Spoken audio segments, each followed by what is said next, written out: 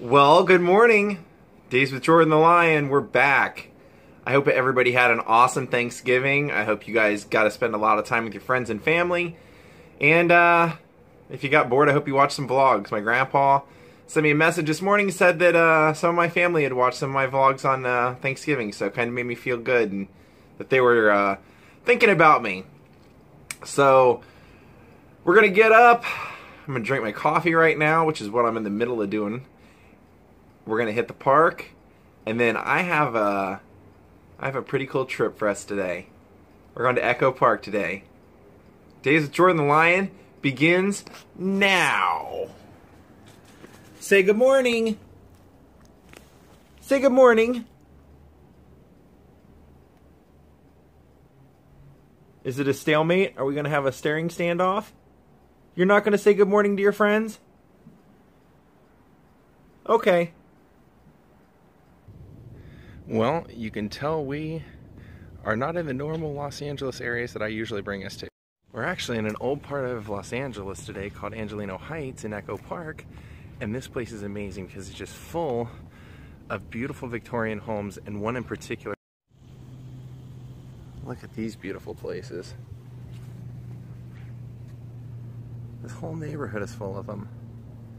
And the whole reason that we came here actually today was to see a real nugget of history. One of the more formidable things in my life from my early upbringing. I was born in '81, but right around the era of when you really start having your mind blown and getting into things as a little boy, I was getting into wrestling, and I was getting into the A-Team, and I was getting into Alf, and I was getting into Michael Jackson's Thriller. And right there's the house. You'll remember that a big part of that movie takes place, well, it's basically three main scenes. It's the movie theater, the dancing scene in the streets, and then the zombies chase Michael's date, Ola Ray, to this house, and she runs up that front walk.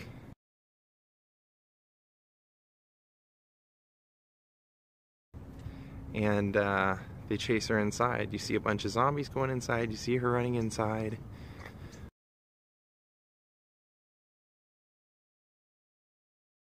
Now, I don't know if they actually filmed the interiors in here, but I kind of think they would have. And the reason I think that they would have is because, for one thing, they were already renting the house anyway for the exterior shots. And you'll remember that she runs up the front walk and pushes the front doors open and goes inside, so they obviously were able to use that. And the room that it looks like she runs into has that same kind of, what would you call that, an octagonal shape to the room. So yeah, it just makes me believe that this would have been where they filmed it, either in that room or down in this room. But what's kind of cool is obviously somebody still lives here because they've decorated a little bit for the holidays, for Halloween at least. But what else is cool is that tree. When you see her walk up, you see that tree hanging in front.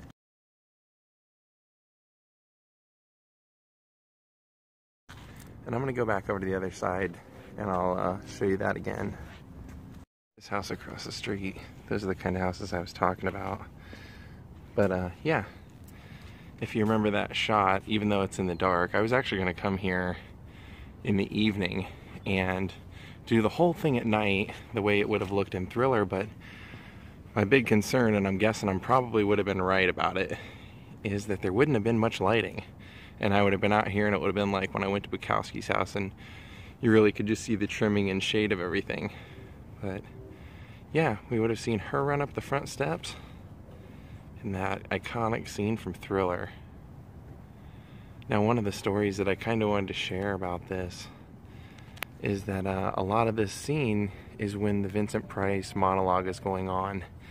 And when I read Vincent Price's daughter's book, one of the things that she mentions is that working on this really, really soured Vincent Price's relationship with Michael Jackson, because he did it as a, you know, like, almost like a, that's cool, like, you want me because I'm a horror master to be on your record to make a little cameo. Sure, I'll do that for you. I want to help out, you know, this boy who we've all seen grow up for years. And then when the record became super famous and popular, Michael never gave any extra royalties to Vincent Price. He just kind of paid him a lump sum to do that monologue. And though legally Michael was right in what he did, Vincent Price felt like, hey, I was a big part of what made that a hit, and I should have been paid accordingly.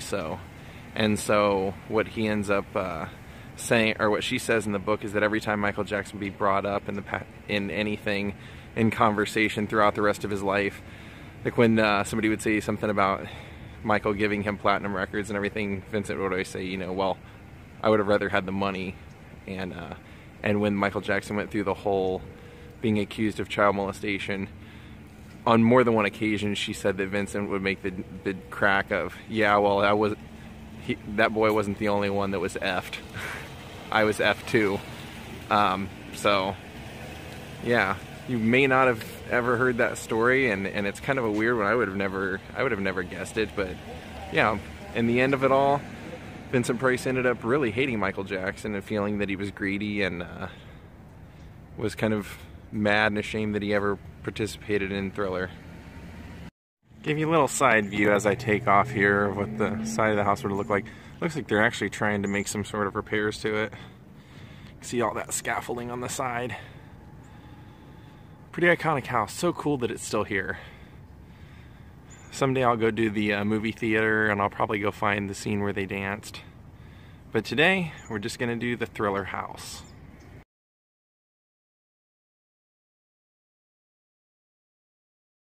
Well, I wanted to go get the vlog out of the way. Well, at least our location for today. I'm going to go get that out of the way before it got too hot. And I actually have to work today at 4:30, so it's pretty packed out here again at the park. I guess everybody has a day off, so who knows how long we'll stay. But hope you guys enjoyed the stopover at the Thriller house today. That was so cool. I mean, just pop culture wise, and that's probably the biggest record of my lifetime. I mean, nothing took over the world quite like that. I remember as a kid watching You Can't Do That on television, and they were talking about Thriller and buying that record and having a hard time getting it in stores then. So it was just one of those, I think that was one of those records, if I remember right, that they had to run the presses 24/7 for like the first week just to keep up with demand. So pretty cool that we got to see that house and see that it's still pretty much in the same state that it was in. If you ever are in Los Angeles, it's pretty much just a few blocks off the freeway, so don't sleep on seeing the Thriller house and getting your picture in front of that. I was only there for about 10 minutes, and there were two tour buses that swung through taking people on tour showing it, so it's probably a pretty big tourist spot that you'll find. One of those cool things from pop culture that you just can't believe it's still there. I just couldn't believe it. And the front of the porch was falling apart, but hey, that's kind of what you'd expect out of that creepy house. So we're gonna hang out here till Jaw gets bored and go home and hang out before I have to go to work. He's decided just to chill out. Not too many dogs here. He found one dog that he's playing with, and he just doesn't want to chase her anymore, so. What you doing, Jaw? What you doing? We decided to go ahead and take off because it's about 1 billion tourists out here today. So it's literally just about 50 people all trying to take photos with a Hollywood sign in the background to where it looks like they're holding the Hollywood sign in their hand, doing that move. Whatever.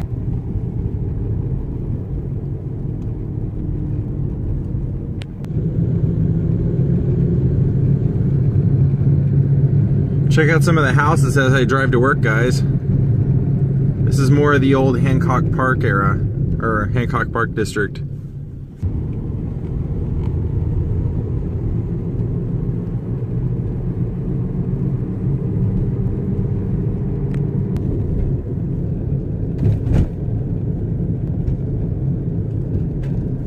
Alright, I just got to work. If anything happens after this, I'll let you in. If not, good night, vlog over, do something great tomorrow. Well, the only thing really there was to report from my work was that I got a Lego of myself and my future wife.